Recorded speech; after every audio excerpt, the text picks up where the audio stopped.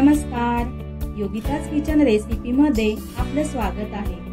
आज आपण वेगळ्या पद्धतीने आणि कमी वेळात कोथिंबीर वडी बनवणार आहोत, तर व्हिडिओ शेवटपर्यंत पहा। सुरुवात करूया। सर्वात प्रथम इथे मी कोथिंबीर स्वच्छ धुवून नंतर बारीक चिरून घेतलेली आहे। कोथिंबीर चिरून मी कपाने मोजल्यानंतर 3 कप भरली होती।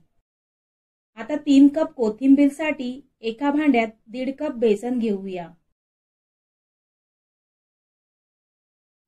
यामध्ये अर्धा चमचा हळद पावडर, चवीपुरतं मीठ घालायचं आहे आणि थोडं पाणी घालून अशा प्रकारे पातळ सरसरीत मिश्रण तयार करून घ्यायचं आहे। आता लगेचच कोथिंबीर वडी बनवायला घेऊया। त्यासाठी गॅसवर कढई ठेवून त्यात 2 चमचे तेल घालूया। तेल गरम झाल्यावर 1 चमचा जिरं घालायचा आहे, 1 चमचा ओवा घालूया, तसेच 1 चमचा लाल तिखट, 1 चमचा धने पावडर घालून छान तेलावर परतून घेऊया।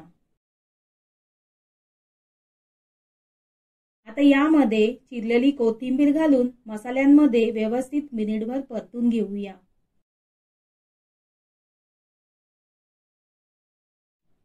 मिनिटभर परतल्यानंतर चमचाभर तीळ घालूया आणि मिश्रण परतून घ्यायचं आहे।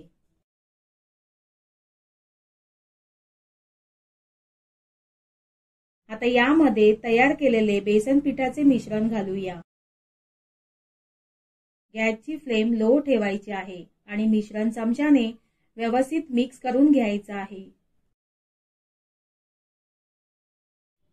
मिश्रण 3 ते 4 मिनिट अशा प्रकारे शिजवून घ्यायचं आहे।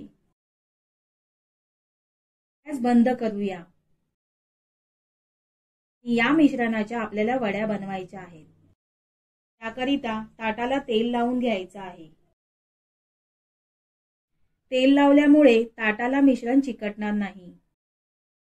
तर शिजवून घेतलेले कोथिंबीरचे मिश्रण ताटामध्ये ओतूया आणि चमच्याने किंवा हाताने अशा प्रकारे व्यवस्थित ताटामध्ये पसरून घेऊया। मिश्रण ताटामध्ये पसरून घेतलं आहे। आता थंड करून घेऊया। मिश्रण थंड झाल्यावर ताटामध्ये काढून घेऊया आणि आपल्याला हव्या त्या आकाराच्या वड्या कट करून घ्यायच्या आहेत।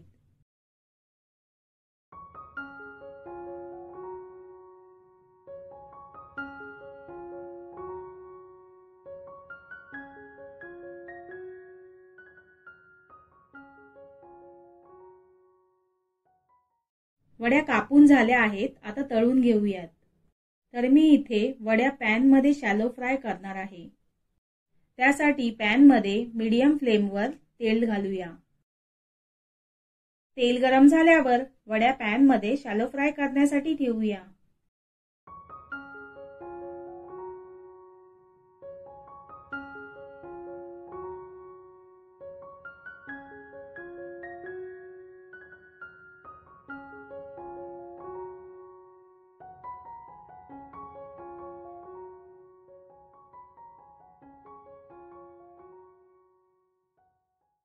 एक ते 1.5 मिनिटं एका बाजूने फ्राय केल्यावर दुसऱ्या बाजूने देखील त्याच पद्धतीने खमंग खरपूस भाजून घेऊया। तर इथे आपल्या सर्व कोथिंबीर वड्या तळून झाल्या आहेत। तर न वाफवता अशा प्रकारे वेगळ्या पद्धतीने खमंग खुसखुशीत कोथिंबीर वड्या तयार झाल्या आहेत।